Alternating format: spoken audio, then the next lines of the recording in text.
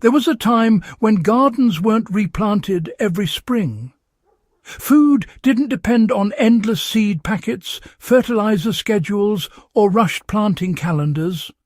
Instead, families relied on a small group of perennial vegetables that quietly produced year after year, without fuss, without tilling, without being pampered.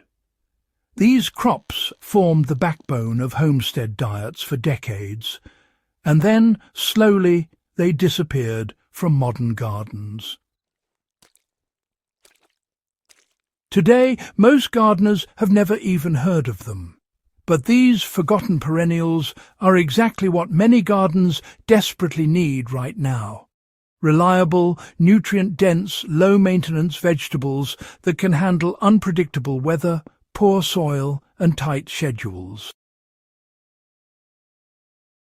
So this is your invitation to rediscover the Lost Perennial Pantry.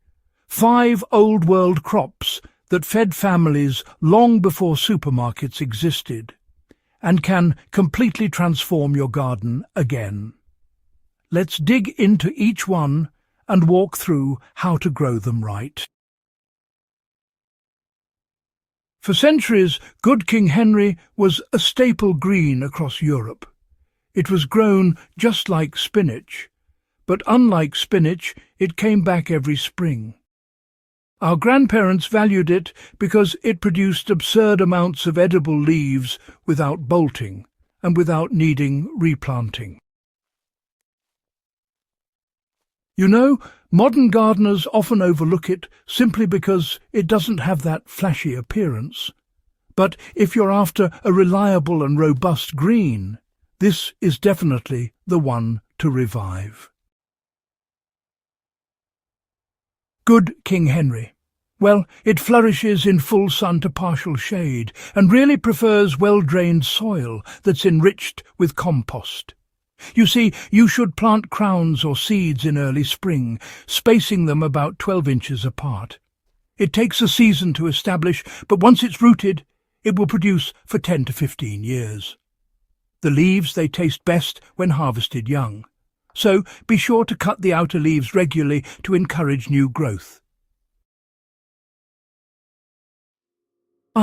Here's a handy tip for you. Top dress with leaf mould every fall. This mimics the forest floor conditions in which the plant evolved, and, believe me, your harvest will almost double. Walking onions, sometimes called Egyptian onions, were once found in nearly every farmhouse garden, you know. They produce a cluster of bulbs right on top of their stems, which eventually bend down, plant themselves, and sort of walk across the garden. No seed packets needed, no replanting either. Just endless onions, really. Our grandparents absolutely loved them because, well, they could harvest onion greens, bulbs, and those small top sets all from one plant. So, to grow them, just plant the top sets or bulbs in autumn or early spring, spacing them about 6 to 8 inches apart. They do prefer full sun, and a bit of regular watering during dry spells is helpful. You can harvest the greens as needed, and dig up a few bulbs from the base each year, without disturbing the entire clump, of course. Now, if you want more production, just snip off, about half the top set clusters before they drop. This, you see, forces more energy into the root bulbs. Long before kale became, well, a trendy superfood, sea kale was the real star on dinner tables, especially near the coast. Hardy, salty wind resistant, and incredibly productive, it was prized for its shoots, leaves, and even its edible flower buds. It disappeared when industrial agriculture took over because, well, it didn't ship well. But in a home garden, it shines. Sea kale prefers full sun, and, it tolerates poor soil, sand, salts, and even wind. Plant crowns in early spring about 24 inches apart. Once established, it grows into a large mound of blue-green leaves. You can force early spring shoots by covering the plant with a large pot, producing tender blanched spears that are, traditionally eaten like asparagus. Apply a thick mulch of wood chips or shredded leaves around the base each autumn. This honestly mimics the natural drift material it's used to and keeps moisture levels just perfect. Skirret once fed entire households through winter, especially in those colder regions. Its thin, sweet white roots were cooked like parsnips, but tasted milder, and, I'd say, more delicate. It was valued because, one planting could last decades.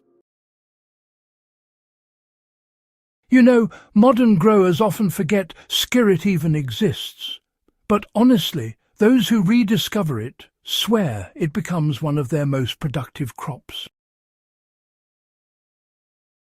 Start skirret from root divisions or seed in early spring. Plant clumps about 12 to 18 inches apart. It really prefers moist, fertile soil. And, the more water it gets, the straighter and fatter the roots will grow. Harvest in late fall or winter, taking only the largest roots and replanting the crown so it keeps producing. Grow it in a deep bed or loose soil. Heavy clay will, fork the roots. Rhubarb isn't forgotten, but its power as a perennial vegetable is, Many people treat it like a novelty, but historically rhubarb was actually one of the first dependable foods after winter. Its tart stalks provided essential vitamins after months of stored grains. It's easy, tough, and honestly produces heavily for 20 years or more. Plant crowns in early spring or fall, spacing them about 3 feet apart. It really loves rich soil and responds well to a yearly dose of compost or manure. Do not harvest the first year. In the second year, just take a few stalks. By year 3, it becomes a monster producer, truly. Right, so remove flower stalks as soon as they appear. This sends all the plant's energy back into thick, juicy stems. These crops thrived for generations because they are dependable, resilient, and forgiving. In a world of climate swings and busy schedules, they offer something annuals can't: stability. Plant them once, tend them lightly, and they'll feed you for years. If you enjoyed this deep dive into historical perennial vegetables and want more forgotten gardening wisdom, make sure to subscribe, like and share so we can bring these old-world growing traditions back into the modern garden together.